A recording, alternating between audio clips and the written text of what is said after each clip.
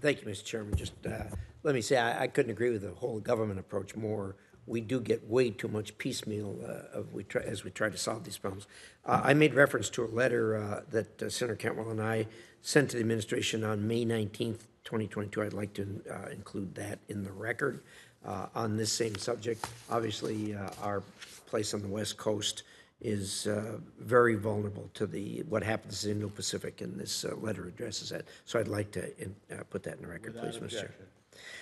First of all, this is a question for each of you, and this is an issue that I know the chairman's interested in too. Other members of Congress have been, and so far we're working on it, but we're running into issues, and that is the fact that most people in America don't understand that we have hundreds of thousands of U.S. or of Chinese nationals studying in our universities and colleges. In addition to that, China has pumped billions of dollars and continues into our universities and colleges. And this type of input gives them access to U.S. technology, both on developing technology and really on the ground floor of some of these things. And it causes us great concern. Look, we don't allow foreign countries, especially China, to contribute to our people who are running for political office, and there's a reason we don't. We don't want them to have the influence that money brings. And we've been trying to do the same thing with the colleges and universities. It's difficult. We're getting at least some transparency on this, but it needs a better handle than what it has. This ties right in with their ability to get into our economic institutions. So I'd like each of you to tell me what your thoughts on this might be, briefly, please. Secretary, starting with you. Thank you. I understand that concern. This is a little bit outside of my bailiwick at state, but I will say we have almost 300,000 Chinese students at any one time in the U.S.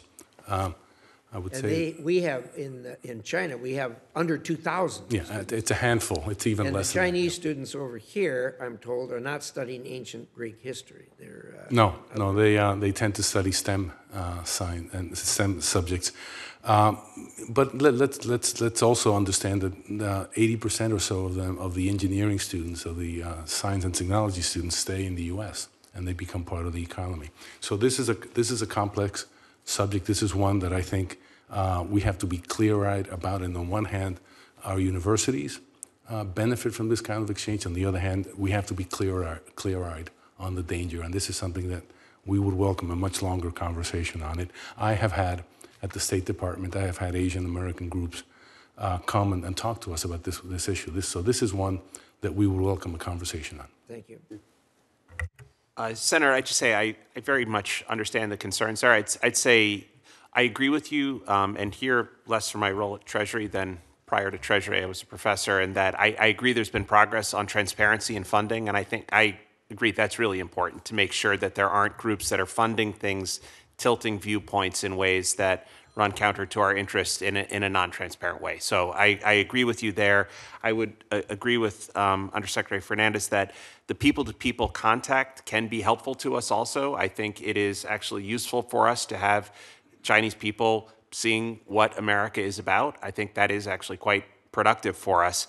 I think the concerns around technology are very valid and ones that my understanding is that there is work to think through how one has to safeguard technologies, because I think that's a serious concern.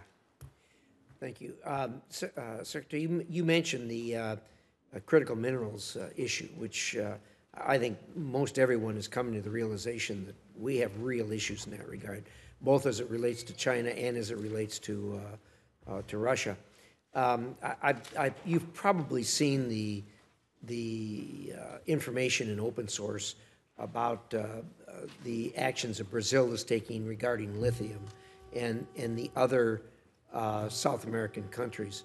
And of course, their connections with China seem to be growing. What are your thoughts on that?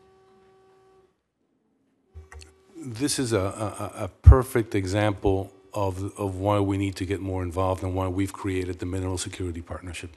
14 countries plus the EU to work on a number of things. Share information, invest and finance, work on recycling, and also make sure that our calling card is ESG principles. We actually have worked on a number of critical mineral projects in Brazil. A couple of them have gone forward.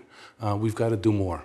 And I think what we are doing now is we have a dialogue with Brazil. We have technical assistance that we provide to Brazil. And we intend going forward with the new Brazilian administration to explore ways to pursue critical mineral projects going forward. Brazil could be a very valuable partner in finding critical minerals. Right now, those critical minerals, for the most part, 80 to 90% of them come from the PRC. We have alternative sources. It's not only Brazil, Argentina, Chile, Peru. We've got to do more in this hemisphere. Time's up. Thank you, Mr. Chairman.